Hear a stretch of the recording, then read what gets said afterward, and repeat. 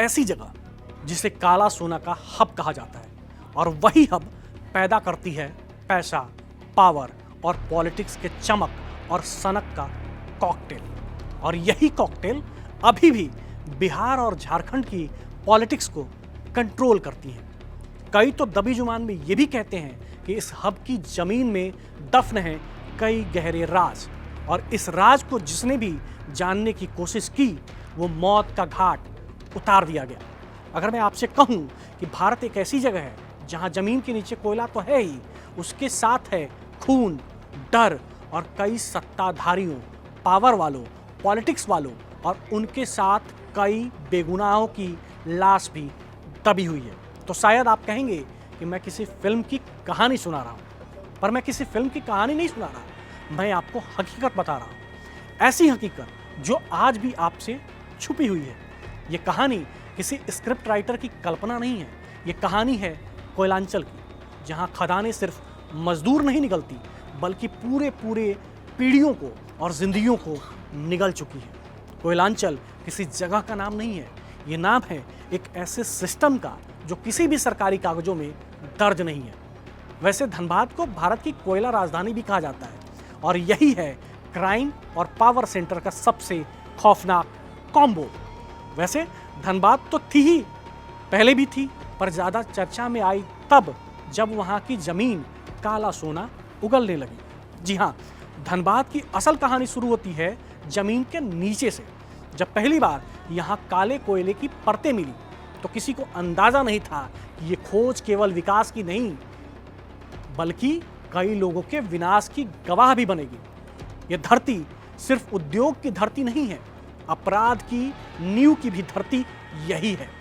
British दौर से लेकर आज़ादी के बाद तक कोयला भारत की रीढ़ की हड्डी बनता गया, और धनबाद उस रीढ़ का सबसे अहम हिस्सा। लेकिन जहाँ पैसा होता है वहाँ लालच पैदा होता है, और जहाँ लालच होता है वहाँ कानून सबसे पहले मरता है। 1950-60 का दशक, खदानें तेजी से फैल रही थी, मजदूरों की भीड़ बढ़ रही थी और साथ में बढ़ रही थी यूनियन पॉलिटिक्स। इसी दौर में उभरा एक नाम, BP Singh, trade union leader, मजदूरों की आवाज़ और सिस्टम के लिए एक खतरा। पर बीपी सिंह को क्या पता था कि उसकी आवाज़ कई लोगों को चुभ रही है। वही हुआ जो सिस्टम के दम तोड़ने पर होता है। कोयलांचल में सिस्टम, पैसा, पावर और पॉलिटिक्स में आवाज़ उठाने की कीमत अक्सर जिंदगी से चुकानी पड़ती थी। बीपी सिंह ने भी कीमत चुकाई। बीपी सिंह की हत्या कर दी गई, और उसी हत्या ने खोल दिया एक नया और ज़्यादा खतरनाक अध्याय। उत्तर प्रदेश के बलिया शहर से आए सूर्यदेव सिंह ने शुरू में तत्कालीन कोयला माफिया नेता बीपी सिंह से संबंध स्थापित किए, जिनकी 1989 में हत्या कर दी गई थी। बीपी सिंह के बाद जो उभरा वो सिर्फ नेता नहीं था, वो था सिस्टम के भीतर बैठा अपराधी सूर्यदेव सिंह। हत्या के संदिग्ध सूर्यदेव ने तुरंत ही उसकी जगह ले ली और धनबाद के डॉन के रूप में उभरा।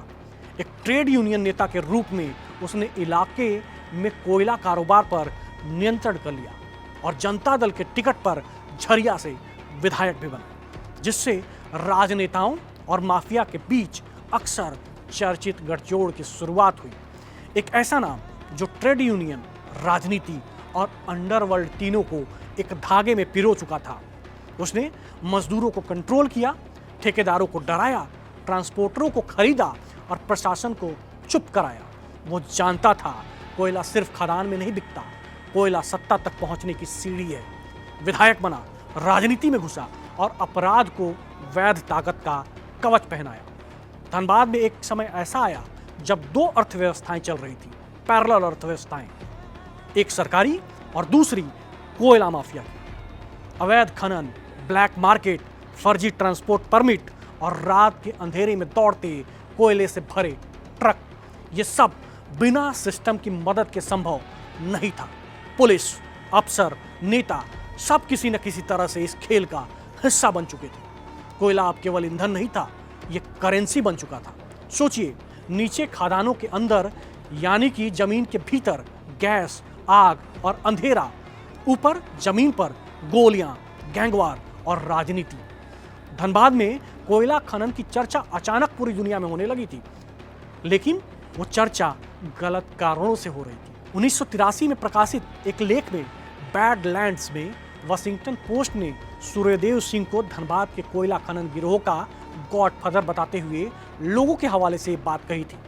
1991 में सूर्यदेव सिंह की मृत्यु के बाद से कई लोग उसकी जगह लेने के लिए होड़ कर रहे थे, और हालांकि प्रमुख खिलाड़ी अक्सर बदलता रहता है, लेकिन व्यवस्था शायद ही कभी बदलती है। 22 नवंबर 2022 को स्थानीय हिंदी अखबार में प्रकाशित एक रिपोर्ट में दावा किया गया था कि धनबाद में माफिया के हाथों प्रतिदिन 10 से 15 करोड़ रुपए का कोयला बर्बाद होता है। धनबाद की गलियों में हर गली किसी न किसी डॉन की पहचान थी, हर मोहल्ला किसी गैंग का इलाका था। यही वजह है कि गैंग ऑफ वासेपुर जैसी फिल्म लोगों को कल्पना नहीं लगी, क्योंकि ये कहानी यहीं से निकली थी। नाम बदले गए थे पर सच वही था। कोयलांचल की एक बात और फेमस है, वहाँ सरकारी नियमों के तहत कोयले के खनन का ठेका आउटसोर्स किया जाता है और BCL इसकी ई नीलामी के लिए नोटिस जारी करता है। हालांकि बोली जीतने वाली कोई भी कंपनी गुंडा टैक्स चुकाए बिना साइट पर ट्रकों में कोयला लोड नहीं करवा सकती। ये रकम उस कोयला खदान के डॉन को दी जाती थी। सूत्रों के अनुसार ये पैसा लोडिंग शुल्क के रूप में जबरन वसूला जाता है। ट्रक में लोड किए गए कोयले के प्रत्येक टन के लिए लिया जाता है और कुछ क्षेत्रों में ये प्रति टन 1200 रुपए तक होता है। अब जो है वो बढ़ भी गया होगा। अगर वो ये गुंडा टैक्स नहीं चुकाते तो ट्रक साइट पर खाली खड़े रहेंगे। एक मीडिया रिपोर्ट ये भी कहती है कि 2013 में केंद्र सरकार ने पुनर्वास महानिदेशक द्वारा प्रायोजित पूर्व सैनिकों की सहकारी समितियों को BCL से 30 करोड़ रुपए के मूल्य के वार्षिक कोयला परिवहन अनुबंधों की पेशकश करके माफिया को रोकने का प्रयास किया था। हालांकि वासेपुर धनबाद का सिर्फ एक हिस्सा है, लेकिन फिल्म गैंग ऑफ वासेपुर ने पूरे शहर की कहानियों को आधार बनाया और इसके पात्रों को वास्तविक जीवन की लोक कथाओं और घटनाओं से काफी प्रेरणा मिली। प्रिंस खान जैसे गुंडे बाहुबल, धन और हथियारों की ताकत के बल पर धनबाद के व्यापारियों को आतंकित करना जारी रखे हुए हैं। प्रिंस खान फहीम खान के भतीजे हैं, जो वासेपुर का एक और दोषी गैंगस्टर था, जिसने फिल्म में अभिनेता नवाजुद्दीन सिद्दीकी द्वारा निभाए गए फैसल खान के किरदार को प्रेरित किया था। प्रिंस खान के गिरोह पर शहर के डॉक्टरों और व्यापारियों को जबरन वसूली के लिए फोन करने का आरोप भी है। एक बार तो शहर के डॉक्टरों ने अनिश्चितकालीन हड़ताल कर दी थी, जब एक डॉक्टर को कथित तौर पर प्रिंस खान के गिरोह से फोन आया था। लोग सोचते हैं कि ये सब पुरानी बातें हैं, लेकिन सच इससे भी डरावना है। अभी हाल की बात ले लीजिए, 2025 धनबाद जेल के अंदर एक गैंगस्टर ने अपने ही साथी की हत्या कर दी, जेल के भीतर ही, सरकारी सुरक्षा के बीच, क्योंकि कोयलांचल में दुश्मनी दीवारों में नहीं बनती और नहीं रुकती है। नए डॉन, नई जमीन की लड़ाइयाँ, पुराने हथकंडे, सत्ताबद्दी, लेकिन गठजोड़ वही का वही है। पैसा, पावर, पॉलिटिक्स का कॉकटेल। नहीं, आज कई खदानें बंद हैं, लेकिन खतरा खत्म नहीं हुआ। अवैध उत्खनन अब भी जारी है। बंद खदानों में जहरीली गैस भर रही है। गांव के गांव डर के साए में जी रहे हैं। यहाँ लोग कोयले के लिए नहीं, जिंदगी बचाने के लिए लड़ रहे हैं। धनबाद की राजनीति आज भी कोयले से अलग नहीं है, कोयले की तरह काली है और कोयला ही सब कुछ कंट्रोल कर रहा है। माइनिंग लाइसेंस, ठेके, ब्लैक डील्स, करोड़ों की कमाई और बदले में चुप्पी, सुरक्षा, संरक्षण, पॉलिटिक्स, पावर, पैसा, सब कुछ एक दूसरे से जुड़ा हुआ है, एक दूसरे पर निर्भर है। कोयलांचल में अपराधी कभी अकेला नहीं होता, उसके साथ सत्ता चलती है और इन्हीं दोनों का गठजोड़ एक सिस्टम में तब्दील हो गया है।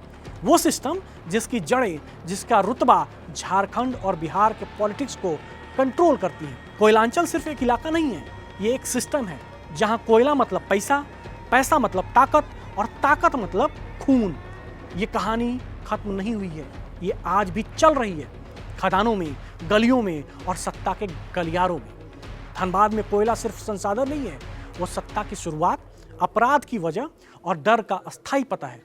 यानी कि कोयलांचल मतलब क्राइम और पावर का कॉम्बो।